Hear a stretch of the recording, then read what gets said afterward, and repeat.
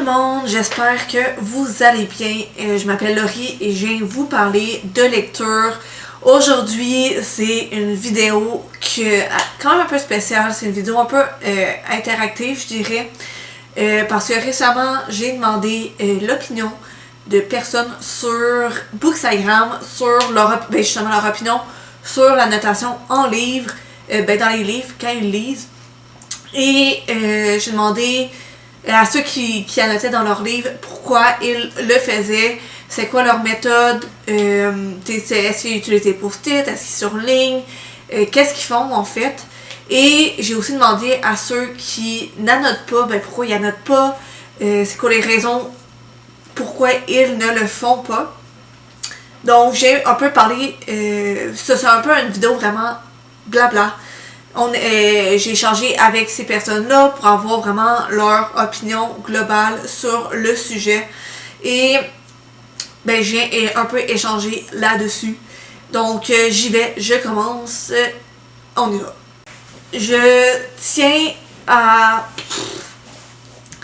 tiens à remercier les gens qui m'ont envoyé sur Instagram leurs opinions. La majorité des personnes que j'ai, c'est qui m'ont dit qui m'ont donné leur opinion en fait, c'est ils annotent mais jusqu'à un certain point, tu sais. Par exemple, il y a livresquement parlant qui me disait qu'elle mettait des post-it sur les phrases qui l'ont marqué ou des passages qu'elle trouvait importants, puis ça l'aide par la suite à écrire des chroniques, puis quand elle a envie de relire le livre, elle a juste à aller au passage qu'elle veut grâce au post-it. Et en général, elle utilise seulement une couleur par livre, mais c'est plus question d'esthétisme. Sinon, il y a aussi la bouquineuse qui me disait qu'elle annote pas, mais qu'elle a un cahier à côté pour écrire quand elle lit. Puis c'est plus pour construire ses avis. Elle note ses ressentis, les éléments importants pour les avis littéraires. Sinon, elle écrit jamais dans les livres. Elle le faisait quand elle était au cégep parce que les profs l'exigeaient. Puis, je lui ai demandé pourquoi est-ce que tu n'écris pas dans les livres. Puis elle me dit qu'elle a l'impression de profaner ses livres. Puis elle trouve pas ça joli. Question d'esthétisme. C'est deux points qui reviennent énormément dans les opinions. Il y a par exemple Cindy Morieux qui me disait aussi que justement elle pourrait jamais annoter un roman autre que ceux qu'elle travaille à l'école. Fait que le point de l'école, ça revient beaucoup. Les gens y annotent pour l'école, mais autre que ça, pas tant. Puis justement, Cindy Morieux me disait aussi que elle garde pas ses livres, donc écrire dedans, ça va un peu plus mal pour les revendre après.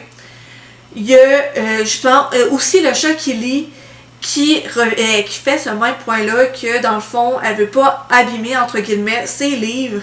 Donc, elle utilise des post-it dans ses romans, mais puis parfois elle écrit sur les post-it, mais ça va jamais être directement dans le livre. Et justement, elle rajoutait qu'elle voulait pas nécessairement avoir le ressenti des autres dans ses livres. Elle préfère vraiment construire son propre ressenti pour commencer. Puis après, elle va aller discuter avec les autres pour avoir l'opinion des autres.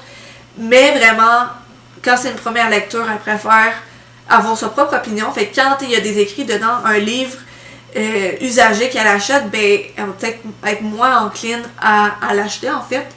En tout cas, c'est ce que j'assume. Parce que justement, elle me dit que chaque ressenti est unique et elle ne veut pas être parasitée par justement les écrits des autres. Il y a Irish Schools qui me disait, il m'a fait un beau paragraphe, puis c'est vraiment intéressant ce qu'il me disait.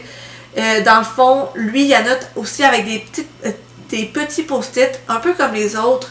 Il utilise globalement 4 couleurs. Il utilise généralement pour les romans, puis il annote en fonction du roman et de sa complexité. Par exemple, s'il veut se rappeler d'un passage, d'une intrigue, qui va être réutilisé plus tard dans l'histoire ou pour se souvenir de quelque chose. Puis c'est un peu là qui me dit que la couleur entre en jeu. Donc pour les personnages, c'est le bleu, les intrigues, le jaune, les passages spéciaux, type énigme et autres, c'est le vert. Après, il y a parfois il va utiliser un point d'interrogation aussi sur le post-it. Puis des moments marquants avec le rouge. Puis après, ben, parfois il y a plus de couleurs, mais tout dépend du roman et de sa complexité. Et j'avais demandé après, est-ce que tu utilises des post-it pour toutes tes lectures? Ou est-ce que ça dépend vraiment de la complexité et de la longueur? Et il me dit, oui, pour toutes ses lectures, à part les mangas, il en utilise le plus souvent pour les romans, biographies, autobiographies et autres. Et un peu à la fin, ben le roman ressemble à un arc-en-ciel. Mais pour lui, ça vraiment c'est plus l'aspect de se remémorer des événements après quelques jours sans lire. Ben il peut mieux s'en souvenir. Il y a Pulpo Bonito qui aussi dit un peu similairement aux autres précédemment, qui dit qu'elle n'aime pas les annotations dans ses livres parce que ben, elle était obligée durant ses études parce qu'il y avait des livres partout. Puis après, ben, elle juge personne, mais pour elle, ça prend trop de temps. Puis elle préfère lire ben, justement dans son lit, posé, sans avoir trop d'affaires autour d'elle. Il y a The Magic of Books qui m'a écrit pour me dire que justement, elle aussi fait partie de la team qui n'annote pas, car écrire dans ses livres, c'est impossible. Elle veut les garder comme neufs, sauf justement, encore une fois, les romans d'école. Parce que ben, elle note tout dans ses livres, tout ça, ce qui est utile. Il y a les bouclettes aussi. Elle me disait que c'est un type de vidéo qui l'intéressait, qu'elle aimerait ça commencer à le faire, mais avec des. Je recommence ma phrase. Qu'elle aimerait commencer à le faire avec des post-it, mais elle sait pas trop par où commencer. En ce moment, elle met des post-it sur les phrases qui me parlent, mais sans plus. Aussi, je ne me vois pas écrire dans mes livres, mais je suis sûre que ça donne une expérience de lecture différente. Fait que ça, il y en a beaucoup justement qui disent qu'ils veulent pas trop écrire dans les livres. Il y a Lire n'attend pas qui dit quelque chose de similaire parce que ben lui, il veut pas annoter parce qu'il veut pas abîmer les livres. S'il y a des phrases ou des passages qu'il aime beaucoup, ben il les recopie dans Babyléo ou Booknote, vraiment pour garder en tête les passages qu'il préfère. Puis je lui ai demandé aussi s'il recopiait aussi sur le Babyléo ou Booknote les passages importants à l'histoire, à l'intrigue. Puis il me dit non, seulement ceux qu'il aime. Selon lui, c'est pas utile de recopier les moments importants de l'histoire. Il voit pas trop l'intérêt, surtout que habituellement il se rappelle des grandes lignes. Tandis que les moments qu'il aime, ben c'est soit plus pour la beauté de la phrase, une parole qui résonne en lui, quelque chose que il pourrait avoir envie de relire. Fait que vraiment, c'est plus arbitraire, on va dire, plus pour lui-même. Il y a les livres de Meg qui me dit qu'elle n'annote pas ses livres car c'est sacrilège d'écrire dans un livre. Sinon, le truc des post-it, je trouve pas ça esthétique. Ben, elle trouve pas ça esthétique. Elle considère que la lecture comme un moment de détente et elle veut pas mettre sa lecture en pause toutes les 5 minutes parce que ben il y a un post-it à mettre. Il y a puis le dernier avis que j'ai reçu, c'est les 2 bookers. Pour sa part, elle n'en note pas et elle comprend pas vraiment la pertinence de le faire. Puis elle aimerait ça avoir aussi, savoir plus ce que les gens, ce qui la motive. Je recommence la phrase encore une fois. Elle aimerait en savoir plus sur ce qui motive les gens à le faire. Donc vraiment des opinions que j'ai regardées, que j'ai reçues sur Instagram, c'est vraiment, si j'ai décrit en quelques points, on comprend pas vraiment la nécessité de le faire, ou on le fait, mais écrire dans un livre, c'est sacrilège, donc on utilise plus des post-it, et il y en a certains qui utilisent justement des post-it de couleurs, différentes couleurs, selon plus ce qu'on veut noter. Donc, comme on disait tantôt avec ce que Irish Skulls m'a écrit, donc dépendamment si c'est plus un passage sur l'intrigue, les personnages, des trucs en énigme, ça va être plus des couleurs différentes. Et aussi, la notation dans les livres, quand c'est vraiment écrire dans les livres, c'est vraiment plus relié à l'école. Je sais que moi aussi, j'ai eu des profs qui nous demandaient d'annoter dans les livres, puis c'est un peu chiant. Puis là, à l'université, j'ai plus commencé à le faire quand j'avais des livres papier à acheter, d'annoter pour justement me rappeler des trucs importants, faire des petits résumés, mais pas tant pour les livres en soi. Personnellement, j'aimerais ça commencer parce que justement, je trouve que pour donner une autre expérience à la lecture, je ne prévois pas le faire pour tous les livres.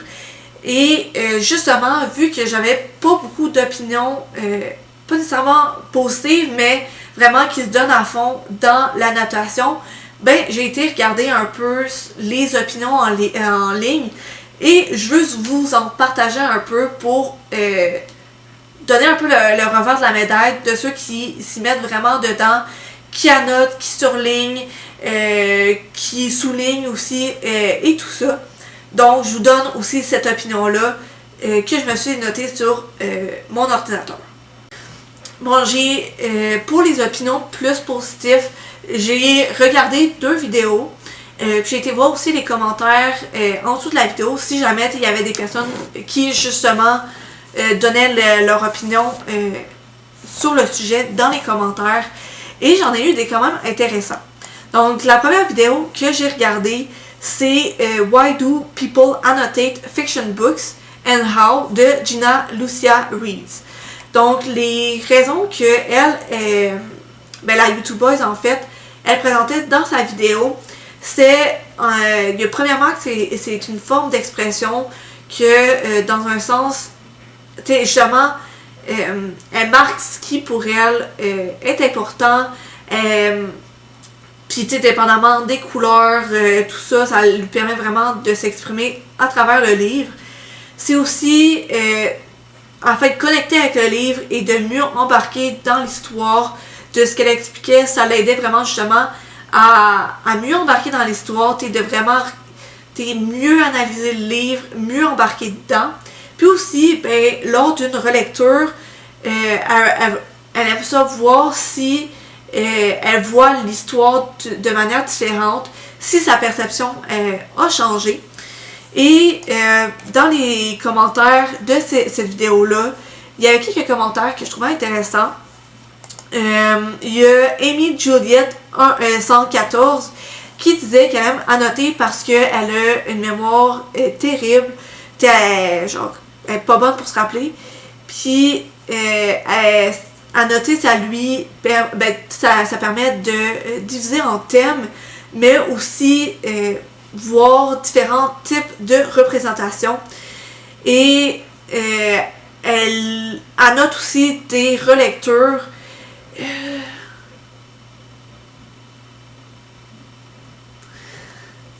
Puis ça rajoute que ça lui permet d'être une lectrice plus critique. Il y a aussi Cassie de Bookish Witch 5448 qui mentionne qu'elle a commencé à annoter récemment et que elle a été voir des amis sur Discord pour avoir leurs avis. Elle avait peur justement au départ de commencer à écrire, fait qu'elle a commencé avec des sticky notes, des post-it transparents, mais après ça elle a commencé à être brave et a commencé à écrire dans son livre. Et elle a commencé à annoter comme un journal, un peu de le... Ben ça, genre, je vais vous le dire en anglais, ben, vous lire sa phrase en anglais, et après essayer de le traduire. Donc, elle écrit I've almost been using my annotations as a journal of my journey through the story. Donc vraiment, c'est une sorte pour elle de journal à travers l'histoire pour... ben ça, il y a certains de ses commentaires avec comme si elle parlait au personnage. D'autres, c'est plus sa pensée, ce qu'elle pense du livre. Elle surligne et note des citations qu'elle aime. Puis la façon justement qu'elle l'établit, c'est post-it, c'est il y en a pour des places plus drôles, tristes, doux, et pour les personnages importants, et genre d'autres pour les plus ses pensées. Puis elle est vraiment elle mentionne qu'elle aime vraiment ça, même si elle va pas noter chaque livre. Ben ça, elle aime qu'il va avoir des livres qui vont être plus personnalisés à son expérience. Et par la suite, il y avait aussi Yoshina 4497 qui mentionne qu'elle a commencé par elle mentionne qu'elle préfère ses lectures en annotant parce que genre elle les apprécie plus en fait. Puis ben ça justement, elle mentionne que en temps normal, elle lisait par-dessus quelque chose qu'elle comprenait pas. Puis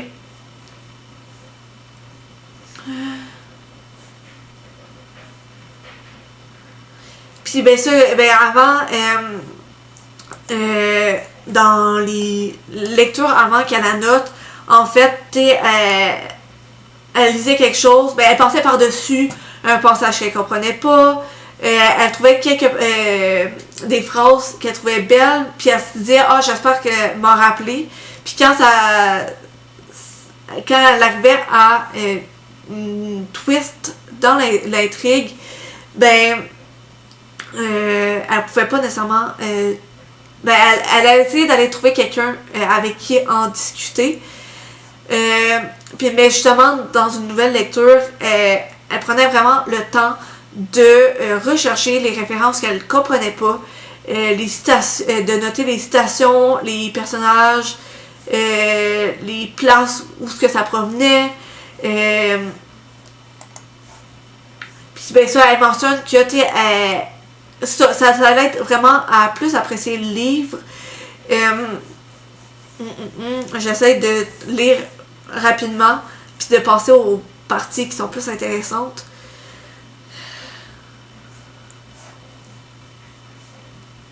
Aussi, ben, elle dit qu'elle est intéressée dans différentes langues.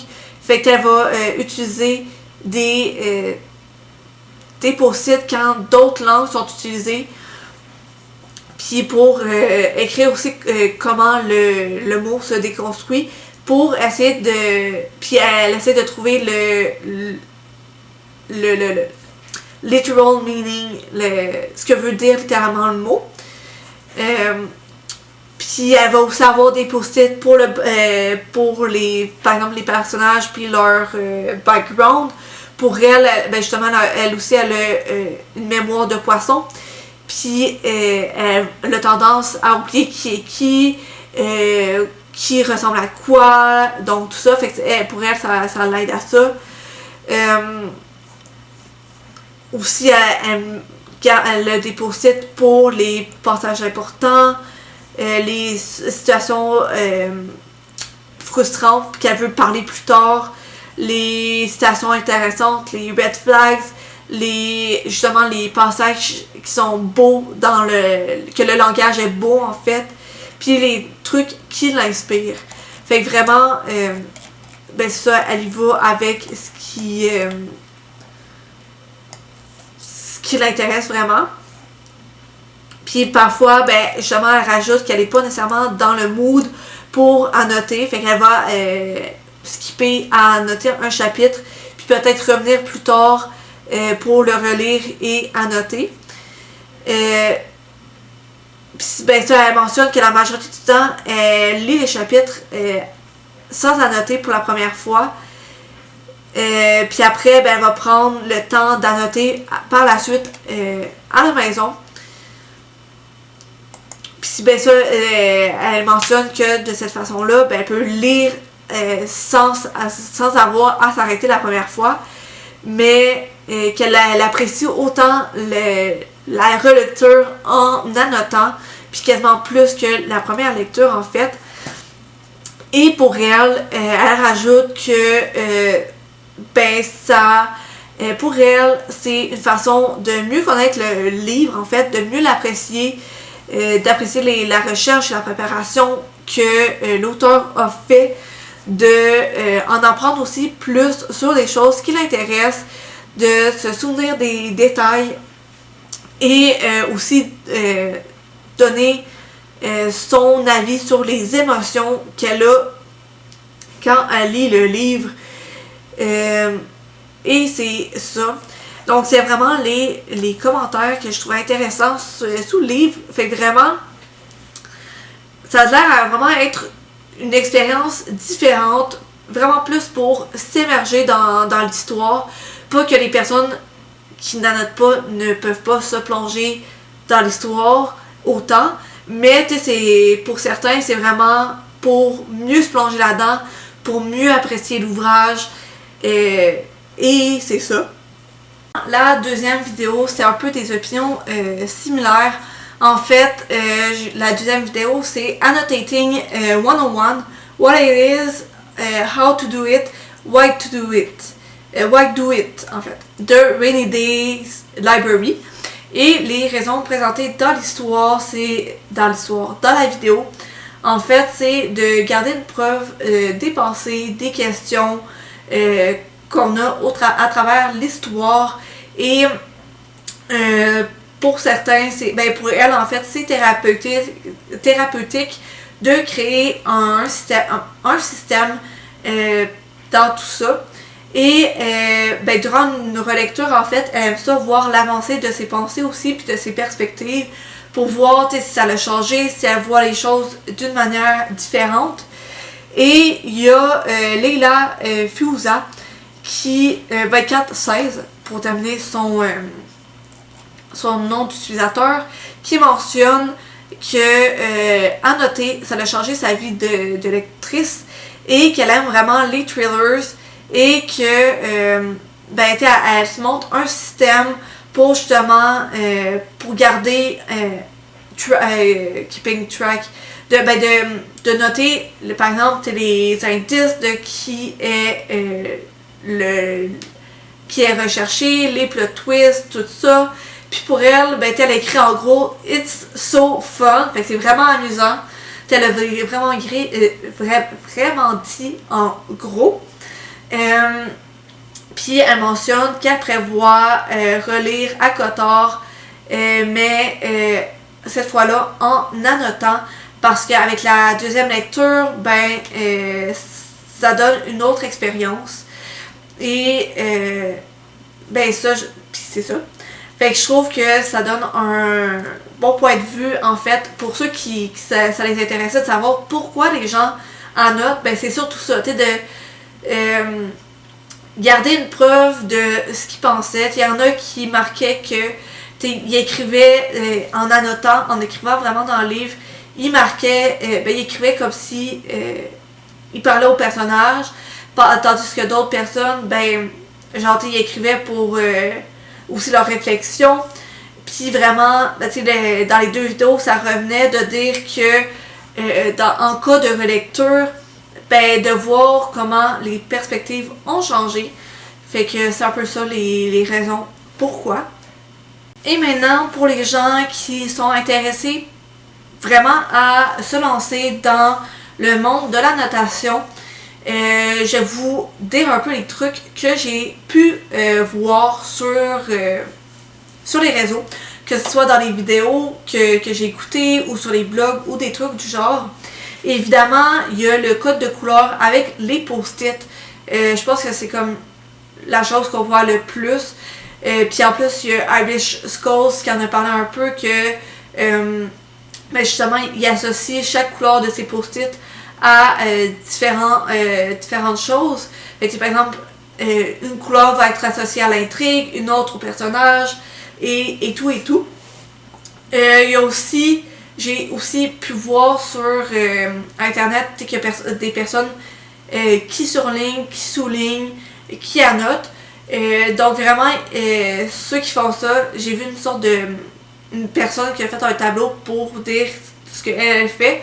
Donc, elle écrivait que quand qu'elle soulignait, en fait, c'est que c'est un passage qu'elle voulait se rappeler, mais tu sais, qui est pas nécessairement important. Fait que ça peut être une citation qu'elle apprécie, ou un passage qu'elle trouvait drôle. Par la suite, quand elle surlignait, c'est que c'est plus important à l'histoire, tu sais, qu'il y a un passage important à se rappeler. Puis quand c'est vraiment un passage important, c'est vraiment vraiment important, ben elle surlignait et elle soulignait. Donc elle faisait les deux. Et quand c'était un passage qui était plus long, trop long en fait pour souligner ou surligner, ben elle faisait des crochets pour le paragraphe qu'elle voulait se rappeler. C'était par exemple que c'est pour qu'elle encadrait un passage important, ben elle pouvait mettre des points d'exclamation ou écrire une petite note pourquoi c'est important ou quelque chose du genre. Il y en a d'autres aussi qui faisaient des crochets avec un point d'interrogation pour dire ok, je comprends pas trop ce qui se passe ici. Et sinon c'est pas mal ça les petits trucs que j'ai cru voir, que j'ai pu trouver en fait sur internet.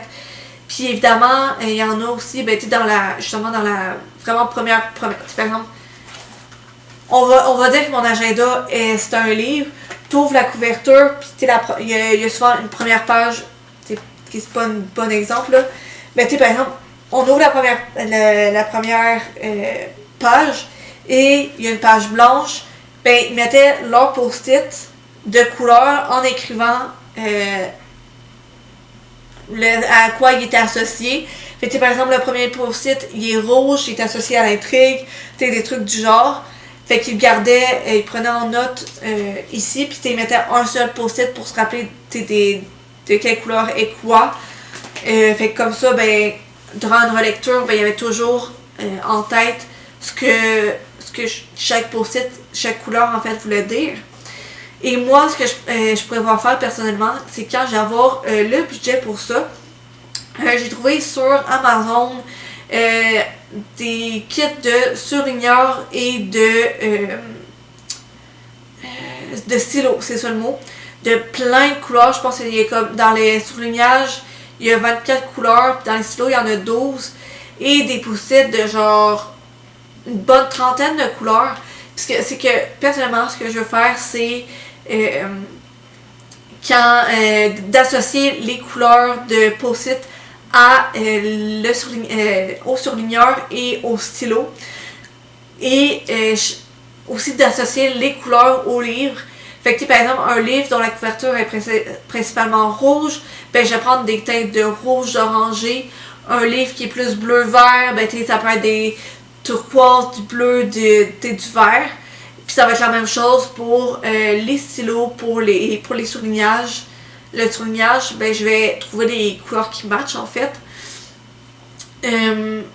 Et c'est pas mal ça. Évidemment, personnellement, je ne prévois pas annoter tous les livres que je vais lire. Et comme d'autres l'ont dit, je pense que c'est Pulpo Bonito qui mentionnait plus tôt que c'est quand même du stock à avoir autour de soi, les post-it, les surligneurs, les stylos. Après, prendre le bon surligné. Puis ça prend du temps, évidemment. Puis c'est pas toutes les lectures que je veux faire auxquelles je veux faire ça, parce qu'il y en a que quand je lis, c'est vraiment plus pour penser à autre chose. Puis évidemment, quand, genre, avec le surlignage, c'est un peu de job, fait que j'ai pas vraiment le temps personnellement de rentrer dans l'histoire, mais je veux tenter l'expérience. Fait que peut-être plus pour les romans policiers, par exemple, ou les vraiment grosses briques. Je vais peut-être le faire pour ces romans-là. Mais c'est pas mal le tour pour les trucs. J'espère que vous avez apprécié la vidéo. J'ai bien aimé échanger avec ceux qui m'ont répondu sur Bookstagram. En commentaire, n'hésitez pas à me dire s'il y a des sujets sur lesquels vous voulez échanger avec moi, puis sur lesquels je pourrais comme faire une vidéo dessus, en fait, sur les discussions que je vais avoir eues sur ce sujet-là. Mais j'ai bien aimé faire cette vidéo-là. N'hésitez pas à laisser un j'aime si vous avez aimé vous aussi. Sinon, je vous souhaite une bonne journée. Je vous dis merci d'avoir passé un peu de temps avec moi. Et à la prochaine!